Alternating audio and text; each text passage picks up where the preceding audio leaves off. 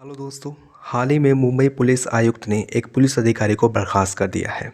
बिना किसी विभागीय जांच के बर्खास्त किया गया है। अनुच्छेद 311 के क्लोज 2 के सब क्लोज बी का प्रयोग करते हुए ऐसा किया गया है।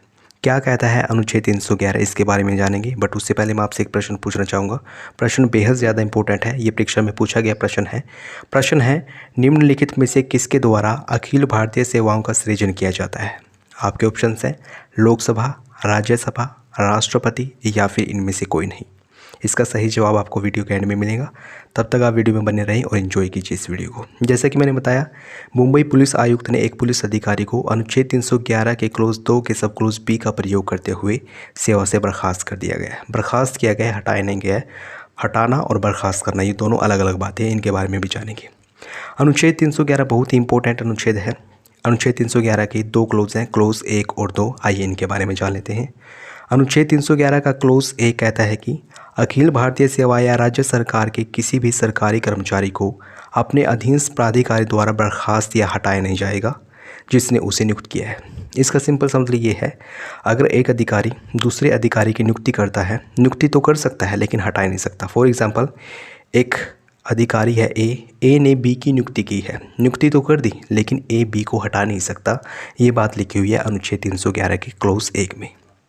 अनुच्छेद 311 के सब क्लोज 2 में कहा गया है कि किसी भी सिविल सेवक को उस जांच के बाद बर्खास्त या हटाया या उसके पद में कमी नहीं की जा सकती जिसमें उसे आरोपों के बारे में सूचित किया गया है और उन आरोपों के संबंध में सुनवाई का उचित अवसर दिया गया है। देखिए, सिविल सेवकों को कुछ आरोपों के संदर्भ में सुनवाई का अधिकार दिया गया है। अगर उन आरोपों के तहत उनको जांच के बावजूद भी बर्खास्त नहीं किया जा सकता, हटाया नहीं जा सकता या फिर उनकी रैंक में कमी नहीं की जा सकती। बर्खास्त करने का मतलब क्या है, उसको हटाया गया है लेकिन कुछ समय के लिए हटाया गया, वो दोबारा से अपने पद पर विराजमान हो सकता है। हटाने का मतलब पूर्णतः हटा दिया गया, वो दोबारा से ड्यूटी नहीं कर पाएगा, अपने पद पर नहीं बैठ पाएगा। ये डिफरेंस है बर्खास्त करना और हटाना में। यानी कि अनुच्छेद 311 है जो, वो बेसिकली सिविल सेवकों को संरक्षण देता है, वे पद पर बने रहेंगे। ये संरक्षण प्रदान किया गया है अनुच्छेद 311 के तहत सिविल सेवकों के साथ साथ जो अखिल भारतीय सिविल सेवक हैं, जो राज्य के सिविल सेवक हैं, उन सभी को इस अनुच्छेद के तहत संरक्षण दिया गया है। संरक्षण किस किस को दिया गया है, याद रखना, सिविल सेवकों को या फिर लोक सेना अधिकारियों को दिया गया है। रक्षा कर्मियों को ये संरक्षण नहीं मिलता। अनुच्छेद 311 के सब क्लोज 2 के कुछ अपवाद भी हैं। अनुच्छेद 311 का सब क्लोज 2 क्या कहता है, संरक्षण दिया गया है। सिविल सेवकों को कुछ आरोपों के तहत संरक्षण दिया गया है, मतलब कुछ आरोपों में संरक्षण दिया गया है। अगर उन पर आरोप लगाए जाते हैं तो उनको पद से नहीं हटाया जाएगा, ये बोलता है अनुच्छेद 311 का सब क्लोज 2। लेकिन इसके कुछ अपवाद हैं, कुछ कंडीशंस में सिविल सेवकों को हटाया जा सकता है। वो कौन कौन सी कंडीशंस हैं, उनका उल्लेख किया गया है अनुच्छेद 311 के सब क्लोज 2 के सब क्लोज ए, बी और सी में। आइए एक एक करके इनके बारे में जान लेते हैं। अनुच्छेद 311 का क्लोज 2 का सब क्लोज ए कहता है कि अगर कोई भी व्यक्ति गलत तरीके से आचरण करता है और उसको बर्खास्त कर दिया जाता है, हटा दिया जाता है या फिर उसकी रैंक में कमी कर दी जाती है और उसे आपराधिक आरोप के रूप में दोषी ठहरा दिया जाता है, तो उसको उसके पद से हटाया जा सकता है। वहीं अनुच्छेद 311 का सब क्लोज 2 का सब क्लोज बी कहता है कि अगर अधिकृत प्राधिकारी संतुष्ट हो जाता है कि कोई भी अधिकारी गलत तरीके से अपने पद का प्रयोग कर रहा है, तो बिना किसी जांच के, बिना विभागीय पूछताछ के भी उसको पद से हटाया जा सकता है। कोई ज़रूरत नहीं विभाग से पूछने की, जांच करने की, डायरेक्ट उसको पद से हटाया जा सकता है। ये बात लिखी हुई है अनुच्छेद 311 के क्लोज 2 के सब क्लोज बी में। अनुच्छेद 311 का 2 का सब क्लोज सी क्या कहता है, अनुच्छेद 311 के क्लोज 2 के सब क्लोज सी में लिखा हुआ है कि राष्ट्रपति और राज्यपाल भी अगर संतुष्ट हो जाते हैं किसी पदाधिकारी को लेकर, तो उसको पद से हटाया जा सकता है।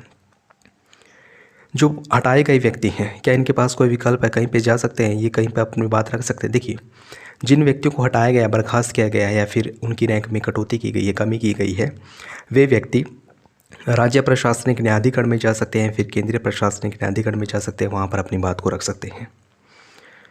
देखिए, हमारे संविधान में जो सिविल सेवक हैं उनके संदर्भ में कुछ बताया गया है। आइए देख लेते हैं कहाँ पे क्या कुछ बताया गया है। संविधान का भाग 14 है, संघ और राज्य के अधीन सेवाओं के बारे में बताता है। जो संघ और राज्य में सिविल सेवक होते हैं उनका उल्लेख भारतीय संविधान के भाग 14 में किया गया है। इसमें कई सारे अनुच्छेद हैं, अनुच्छेद 309, 310, 311, 312, ये सारे के सारे इसी के अंदर आते हैं। अनुच्छेद 309 कहता है कि जो संसद है वो संघ के लिए भर्ती करवा सकती है, भर्ती संबंधित नियम बना सकती है। ठीक ऐसे ही राज्य की विधायक हैं जो वो राज्यों के लिए भर्ती करवाएगी।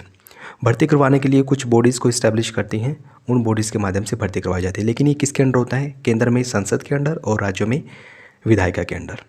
अनुच्छेद 310 बहुत ही इंपॉर्टेंट अनुच्छेद है। अनुच्छेद 310 संघ में एक सिविल सेवक को राष्ट्रपति की इच्छा से काम करने का संदेश देता है।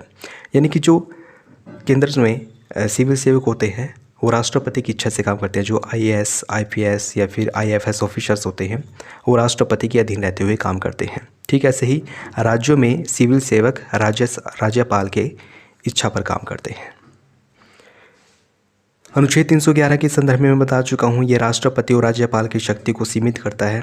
राज्यपाल और राष्ट्रपति अनुच्छेद 311 के तहत अधिकारियों को हटा नहीं सकते हैं। आइए देख लेते हैं इससे संबंधित प्रश्न को। प्रश्न है, निम्नलिखित कथनों पर विचार कीजिए। पहला, भारत के संविधान का भाग 14 है, संघ और राज्य के अधीन सेवाओं से संबंधित है। दूसरा, अनुच्छेद 311 के तहत अखिल भारतीय सेवाओं और राज्य की सिविल सेवा से संबंधित व्यक्तियों को संरक्षण प्रदान किया गया है। उपयुक्त कथनों में से कौन सा आशय सही है? यहाँ आपके ऑप्शन हैं केवल एक, केवल दो, एक और दो दोनों, या फिर इनमें से कोई नहीं। इसका सही जवाब ऑप्शन सी है, यानी पहला और दूसरा दोनों कथन सही हैं। आइए उस प्रश्न को देख लेते हैं जो मैंने आपसे शुरू में पूछा था, वो भी काफ़ी अच्छा प्रश्न है, एग्जाम में पूछा गया प्रश्न है। प्रश्न है, निम्नलिखित में से किसके द्वारा अखिल भारतीय सेवाओं का सृजन किया जाता है? इसका सही जवाब है ऑप्शन बी, यानी कि राज्यसभा। राज्यसभा के द्वारा अखिल भारतीय सेवाओं का सृजन किया जाता है। जो IAS, IPS और IFS ऑफिसर्स होते हैं उनकी नियुक्ति या फिर उनका सृजन राज्यसभा द्वारा किया जाता है। ये अधिकार केवल और केवल राज्यसभा को प्राप्त है अनुच्छेद 312 के तहत। आशा करता हूँ आपने वीडियो से कुछ सीखा होगा। अगर आपको वीडियो अच्छी लगी है तो इसको लाइक और शेयर करना ना भूलें। अगर आपने चैनल को सब्सक्राइब नहीं किया है प्लीज़ अभी सब्सक्राइब करें।